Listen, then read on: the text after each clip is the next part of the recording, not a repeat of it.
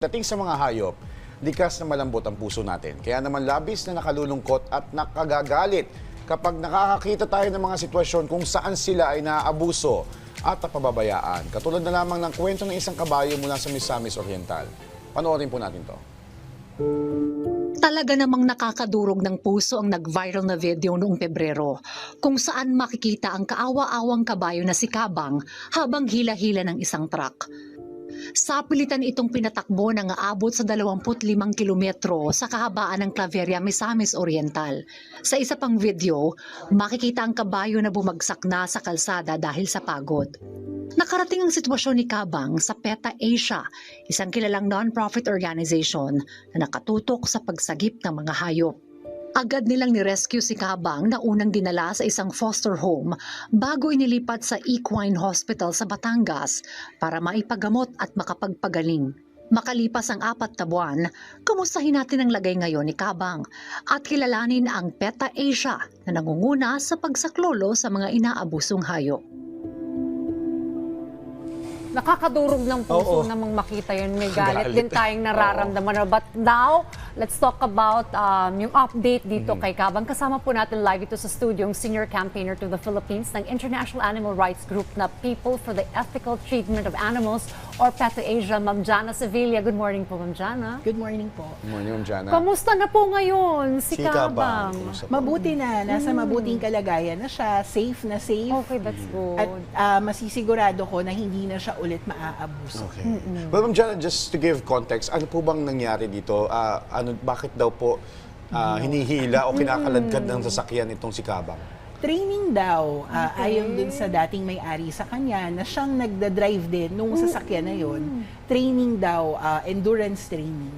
Pero marami tayong nakausap din na ibang mga vet na hindi naman nagsasang-ayon dun sa training na ginawa niya. Training for what? Endurance daw. Dahil daw... Siya ba'y ginagamit sa pangkarera? Ano ba? Hindi po.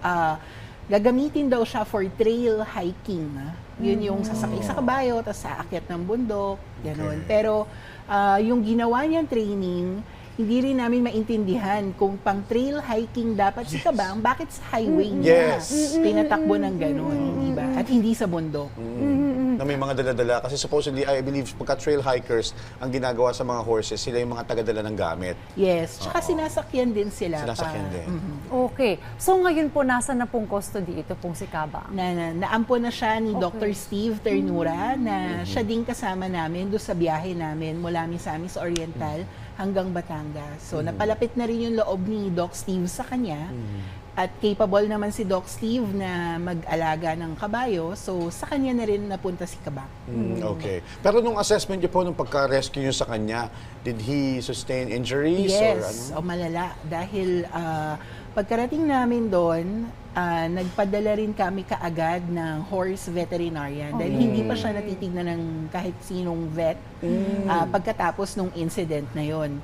So, ang diagnosis sa kanya ni Dr. Janela ay severe lameness o talagang malalang pilay sa mga paa niya, mga hoof inflammation, yung paa ng kabayo, yung parang kuko niya, namamaga, pati may pain din siya, may sakit siyang nararamdaman sa balakang. Okay. This happened when? And kailan po nalipat yung custody? Actually, medyo matagal na siya. Nag-viral yung video na yon nung February pa.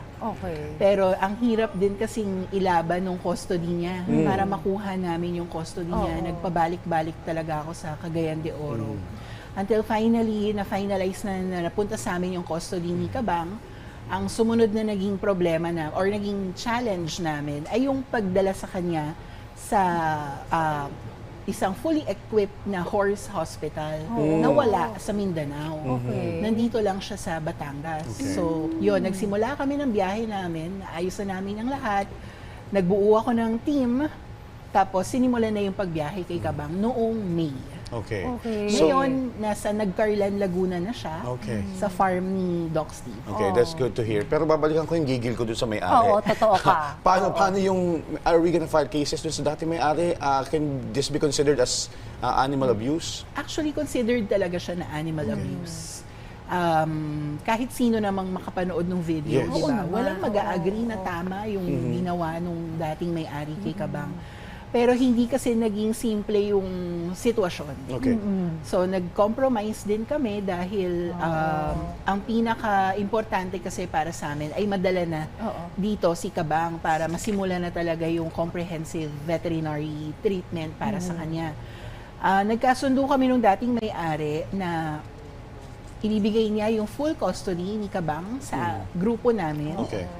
At hindi na siya, kapalit nun, hindi na kami magsasampa ng kaso sa kanya. Okay. Pero, pinagbawalan na namin siya na mag-alaga Mag-alaga, oo. ng kahit anong hayop.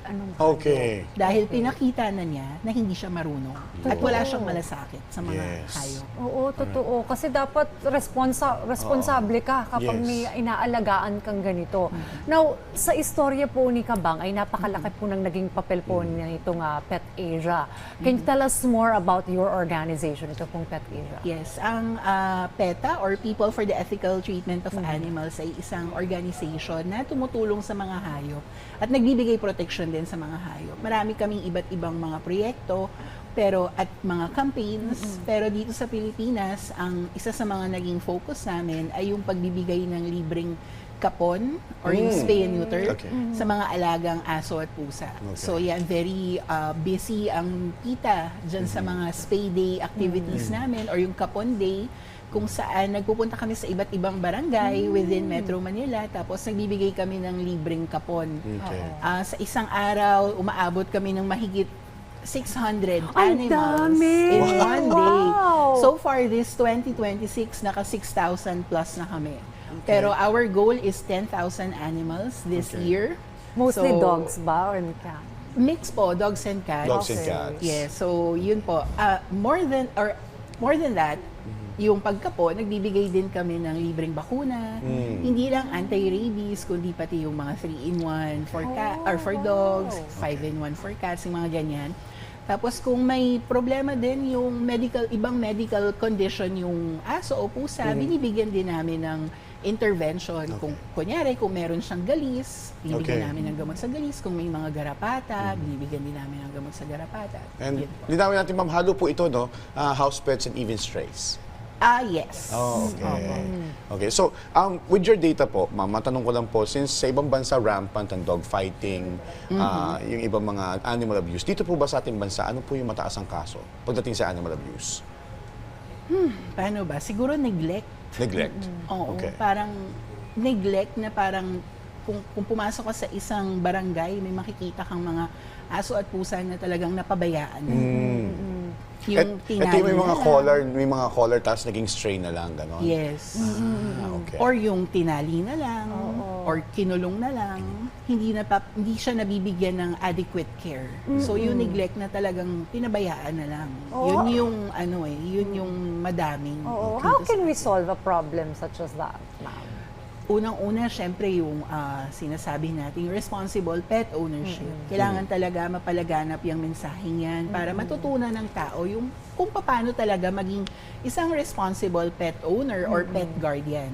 Pangalawa, para maiwasan din kasi talaga yung pagdami ng mga aso at pusa, kapon. Okay. Talagang very aggressive approach sa pagkakapon ng mga aso at pusa. Kasi kung mabagal tayo sa pagkakapon, mauunahan lang tayo ng ibang aso at pusa na dumami. Totoo ka. Yes. Kaya kami very aggressive kami sa aming kapon initiatives dahil talagang ito yung nakikita naming solusyon sa overpopulation ng sinasabing unwanted na mga aso at pusa. Okay. Pero ito pa, para sa mga ka-RSP natin na concerned citizens, halimbawa meron sila mga kapitbahay o mga kabarangay na nakita nila na yung hayop ay pinapabayaan na lang, itinali na lang, hindi na pinapakain. Paano po yung proseso? Magsusumbong sila sa inyo? Parang gano'n? Pwede silang lumapit sa amin. Okay. Pero ang tamang proseso talaga dyan ay pumunta muna sa barangay. Okay. I-report sa barangay kasi meron naman tayong tinatawag na Animal Welfare Act. Okay. Nandun yung pinagbabawal yung neglect na Okay. binanggit ko kanina. Yes po. Kailangan makapag-provide ka ng tamang pangangalaga doon sa alaga mo. So pwede mo talaga siyang ireklamo sa barangay. Okay. Kung walang ginawa ang barangay, pwede na rin silang lumapit sa amin. Okay. Pero dapat, ang first step, yung sa authorities na pinakamalapit sa'yo. Kung malapit sa'yo ang barangay, malapit sa'yo ang police, dun ka magpunta kasi may batas. Okay. So, kumbaga, authorized din talaga sila to implement the law. Kailangan proactive din mga Yes. taga-barangay na yan. Oo. Dapat po kayo maaasahan talaga pag may lumapit po sa inyong concerned citizen.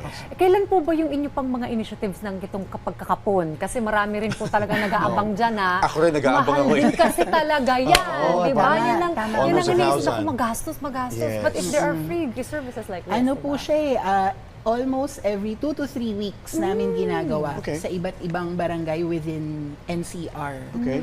Hindi lang ako sigurado kung kailan yung next, Oo. pero actually puno na kami for the year. Okay. So planado na rin po Okay. yan. So paano ba yan? Punta lang or kaya po magpa-pre-register para Very organized po yung aming mga spay day. So, ilang linggo bago yung spay day, nagpupunta na kami doon para mamigay ng mga flyers, para mag-pre-register Pre-register, sila. okay. Dahil mahalaga na pre-register sila para organize Correct, yung flow ng aming clinic. Well, maganda itong advocacy nyo. Ma'am, bukas po ba ang PITA Asia para po sa mga volunteers, sa mga gustong tumulong? Opo. Kung gusto niyo po mag-volunteer or mag-donate, pwede po kayong pumunta sa aming mga social media para magpadala doon ng message or sa website namin, pitaasia.com, or pumunta kayo sa office namin, nasa Makati lang po. Yun. Hindi naman mas mga gustong mag-adopt. Pwede rin ba sa inyo? Yes, meron din kaming adoption program and foster care program. Yun. So yung mga hindi pa handang mag-adopt, yung hindi pa kaya mag-commit for lifetime, yung lifetime commitment ng pag-aalaga ng aso at pusa, pwede mo siyang subukan as foster home. Testing Wow. muna. Testing ganyan, muna. testing. Para ganun. Dahil naghahanap din talaga kami ng maraming foster homes para yung mga aso at pusa na naghihintay para ma-adopt, ma-experience muna nila yung that's care na nasa loob na sila ng bahay. Okay. Sayang na-adapt na si Kabang. Kaso hindi kasya sa bahay. Kailangan mo ng farm kagaya ni Doc. Yes, Oo, kailangan yun. mga ganun, bagong owner.